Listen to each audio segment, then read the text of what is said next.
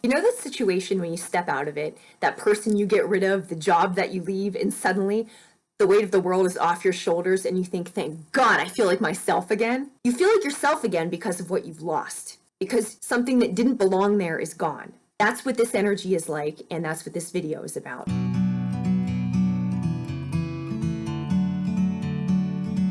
This full moon is in Ardra Nakshatra, which is in the constellation of Gemini in Vedic astrology. The energy is Rudra, storm, and Shiva, clearing energy. So this is a continuation of what we just saw in the total solar eclipse. We've been asked to look at our beliefs and look at all of the information that we're taking in and regurgitating, and what is that actually getting us? So we can fight all we want, we can think as contentiously as we want, but what is it that we're building? That was what November 30th was having us look at. November 14th, full solar eclipse, was having us look at Jeshta, having us take a higher perspective, and then Mula, looking at the roots of things. So wherever we happen to find ourselves, rather than staying the course, standing firm in wherever the hell it got us, we're looking instead at how did we get there? Why are we there? What's going on around us? Who are the people around us? Who are we surrounding ourselves with? Who is giving us a clearer picture of ourselves versus who is deluding us into believing something? Because remember, there are different ways that we can be deceived. Other people can do it intentionally, other people can misrepresent information, or we can delude ourselves. Deception comes in many different ways. But the fact is, illusion is something that is not clarity. Those are very different. So if it's not clear, it's not clear. So the ground has been kind of moving under us, and it's been this dark time where it reminds me of in Game of Thrones, the father, the Tywin Lannister. Everybody hated that man because he was so mean. He's so Capricorn because when he's making a decision for the next 3 generations. And that's what Capricorn does. So it's not anything necessarily that you like, but Capricorn needs you to get your shit together because we're making long-term decisions here. So bringing us back to the context of these moon cycles, they've been asking us to have a look around us and who we're surrounding ourselves with. What work are we doing in the world? How are we showing up each day? What are the words coming out of our mouths? What are the thought processes that we are now comfortable using? How are our friend networks? What type of personal development are we doing? How are we using our resources? How are we using ourselves as instruments of the divine? So the energy has been asking us to look clearly at things and begin to eliminate what doesn't belong on the path to our highest and best good. If we're looking to accomplish something in this life, not everything gets to stay. Now is a continuation of that with Ardra. Ardra is actually a nakshatra that is speaking for people who have been exploited. It's about directed anger. It's about directed aggression toward people who have exploited others. However you'd like to use that in your life, but consider that's the energy of right now. And so it's this clearing energy.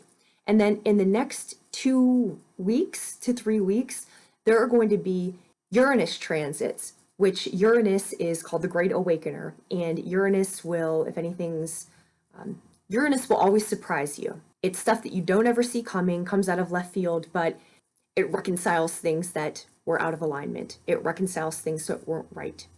So right now you have this storm energy and you have this clearing energy and you have this aggression that you have the ability to direct, and then in the next couple weeks you're still going to have things that are happening in your life. So essentially the ground is still moving, circumstances are still shifting, but now is a time when you can actually begin to take stock of who's around and what's around. One of the very prominent themes about what's been around is South Node, so things that have happened before, and Chiron, the wounded healer. These have to do a lot with our family, with our ancestry, with our roots, where we've come from, what we've learned. They're not always good things that we've learned, so they're not always good patterns that we're perpetuating.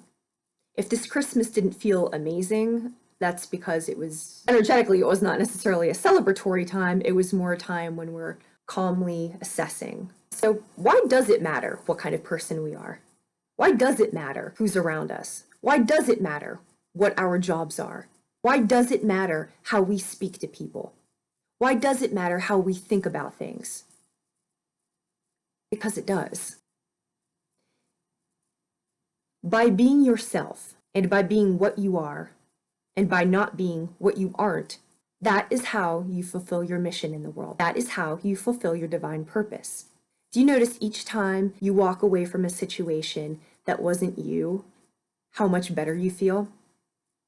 You don't ever get something and say, God, now I really feel like myself. You lose something and say, wow, I feel like myself again. That process of expansion through elimination. That's the purpose of this energy. So to frame the video, in the big picture, the grand conjunction of Saturn is for the next 20 years. Jupiter is being activated in the next 3 months. And then the full moon is what's being activated now until the next 2 weeks. So that's just a short-term energetic cycle. The Jupiter is being activated from now until April, and then Saturn is a long-term transit. So I'll explain the energies, then I'll explain the readings for the individual signs, and then conclude with some thoughts on how you can work with the energy and some rituals you can do for New Year's. Last week, there was a grand conjunction between Saturn and Jupiter. And let me tell you what this means for you. First, in Vedic astrology, it happened within Capricorn, and it happened in the nakshatra called Abhijit, which is the victorious one, or the one who cannot be defeated. Now, this is a special nakshatra, and it's the 28th, and it's hidden in 2 other nakshatras. And there's a catch with this one. In order to activate the energy, one must be on a righteous path. So this is not an energy where you're going to have personal gain. Personal gain may be a byproduct of it, but Saturn, in this case, is about the masses. It's about the people. Saturn rules servants. And this energy, it wants justice for the people. So anything that you're doing has to be in alignment with a greater good, some benefit for humanity, some benefit for other people. So for example, if you're starting a business, it can be a business that also profits you, but the intention of the business, in order to use this energy, needs to be for the good of other people. Now, a little bit more about Saturn and Jupiter, what they mean. I'll give you 2 examples. I'll give you 2 examples. The first is kind of a shallow example, and then the other one is more meaningful.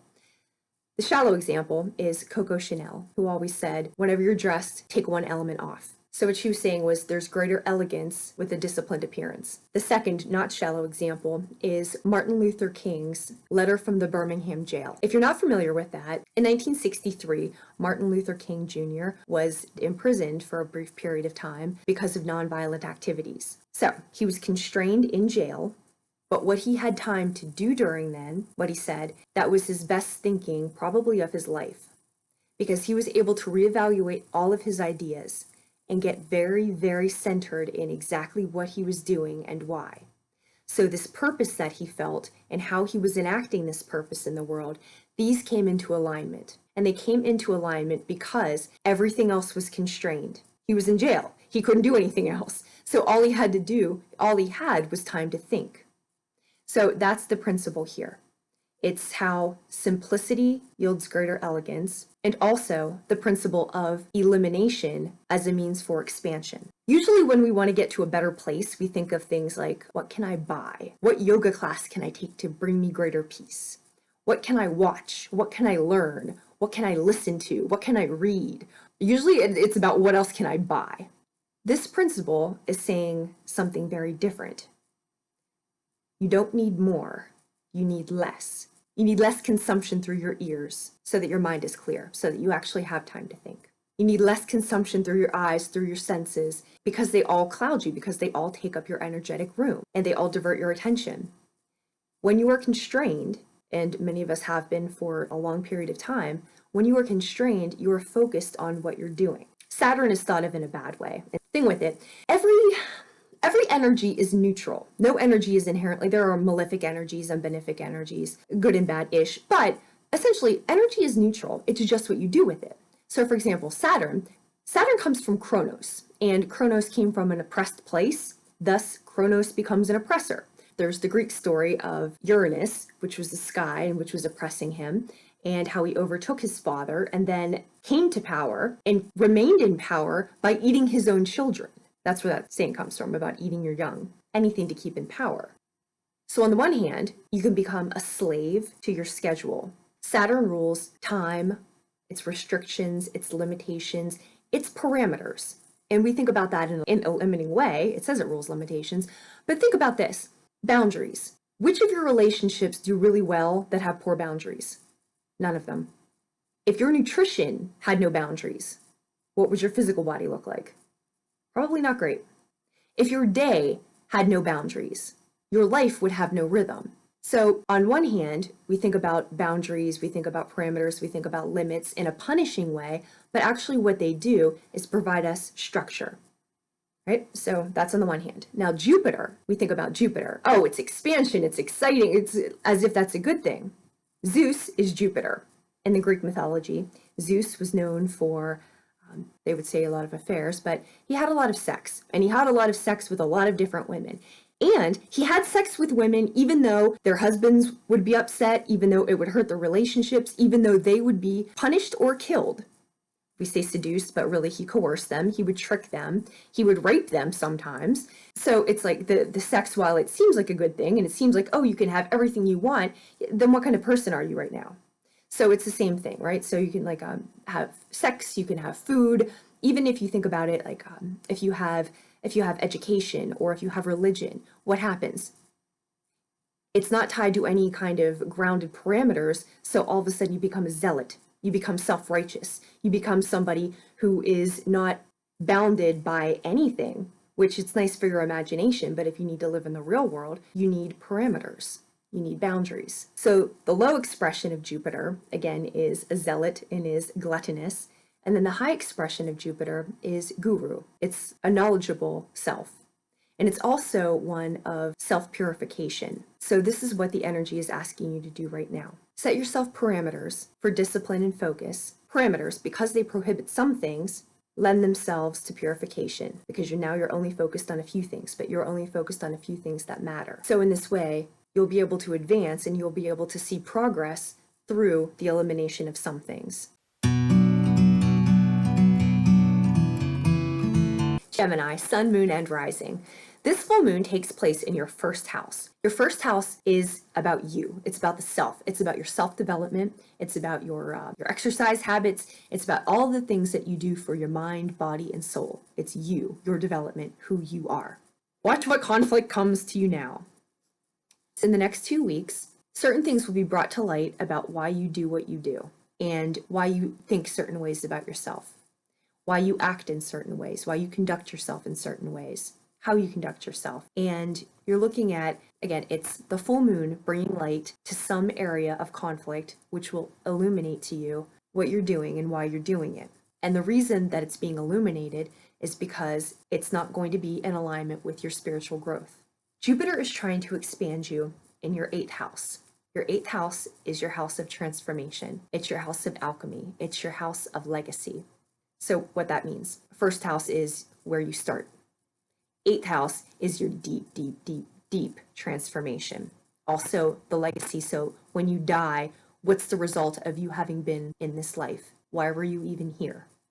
So the big picture is Jupiter is looking to expand your ability to leave a legacy based on your spiritual path. So for right now, for this moon cycle, pay attention to what is coming up in terms of conflict, but conflict at a really identity-based level. Are you around people who are misunderstanding you in a way that you find, so here's the thing. It's not a conflict necessarily, sometimes it's a conflict, but it's not necessarily a problem if people misunderstand you. What becomes a problem is when you begin to acquiesce to other people who are misunderstanding you because you don't want them to misunderstand you. So what that does is make you bend in certain ways that it's not your straight path. You see? So watch how you're accommodating other people to your own detriment. Watch how you water yourself down to make other people feel more comfortable. Watch how you alter your speech and how you don't really say what you mean to say because other people won't really like that. And then if they don't really like that, then they don't really like you. It's not always, sometimes we do this intentionally and sometimes we don't do it intentionally. Sometimes it's just the patterning of how we've learned to adapt in the world, how we've learned to survive in the world. And one survival mechanism is being part of a group, and having acceptance in a group, or having acceptance among somebody, with somebody. The detriment to that, of course, is when we start betraying ourselves just to belong somewhere. When we start being not who we are just so somebody else can find us palatable. So that's what it's going to bring up. How are we shortchanging ourselves? How are you silencing yourself? How are you cutting yourself short? How are you not achieving your highest potential because you're trying to be polite to other people, because you're trying to acquiesce to other people, because you're trying to fit someplace? Any area that asks you to do that, to be less of yourself, is not about you and is not about your higher growth. And this is not the same thing as saying you can be as offensive as you want, you can say anything you want with no repercussion. That's not what I'm saying at all. What I'm saying is somebody who doesn't appreciate your achievement, somebody who doesn't appreciate what you have to offer, and somebody who's not willing to see you at your highest self or even acknowledge you at any level of your highest self is not somebody you need to be around. That's not somebody who supports your growth.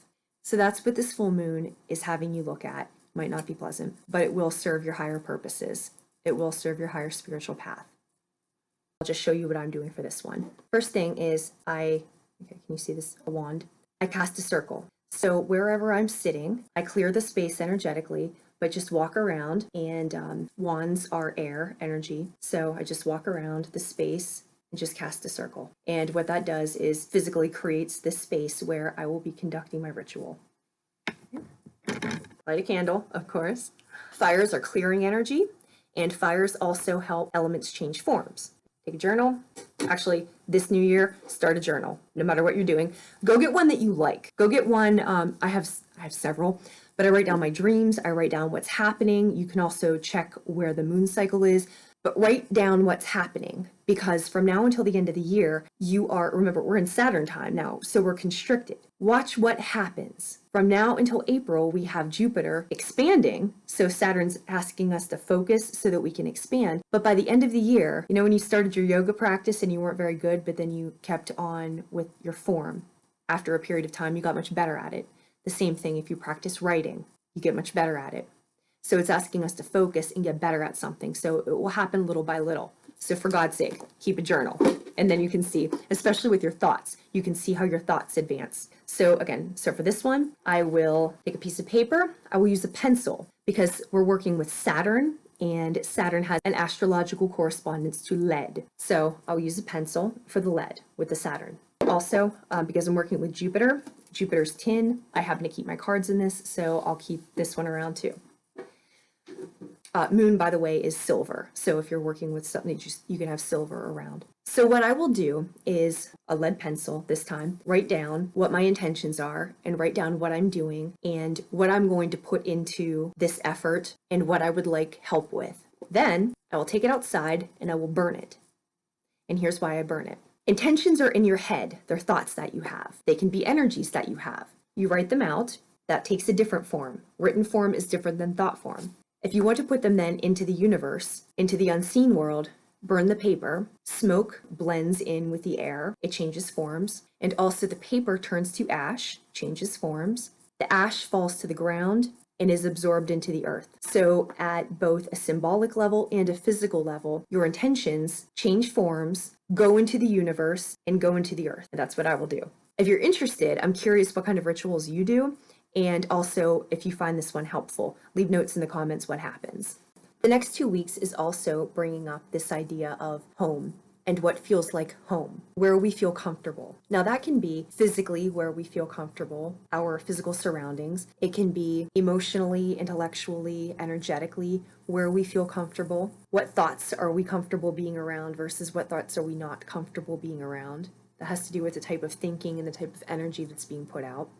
And with that, what kind of people, who are we comfortable around? One of the major points of the South Node is past life, karma, things that you're coming into realization about now, abilities that you're coming into realization about, you being able to activate your personal power, and also patterns from the past, patterns that repeat themselves and impede on your personal power and impede on your ability to achieve your very best and do what you're trying to do in this world spiritually.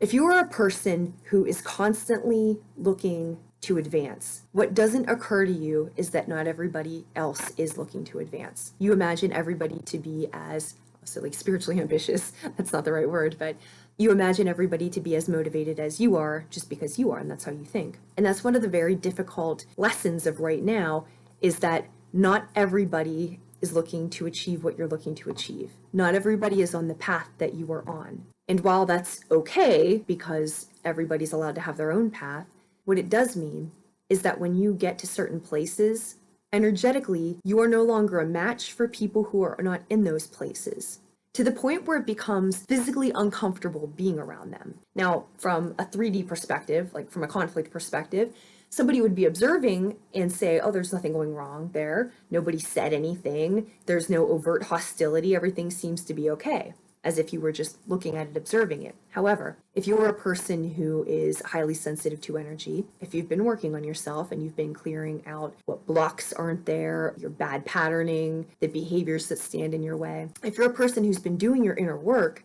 the people who haven't been doing their inner work, it comes to a point where you no longer fit in the room with their energy.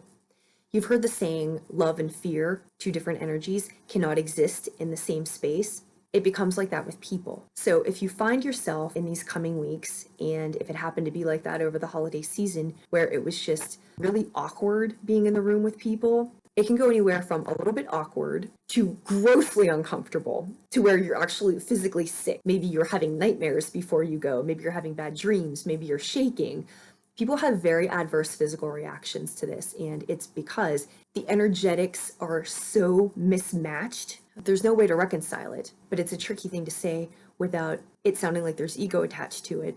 It's just really uncomfortable, really uncomfortable. And so that could be something that you've been facing in these past couple weeks, and it's probably not going away. But what this full moon is going to be doing is illuminating those areas even more. The things which are no longer energetic matches for you. So the things that no longer belong in your life. And it's not a hard thing to let them go, because they're just so uncomfortable to be there anymore that they'll just go. But the full moon will illuminate them for you.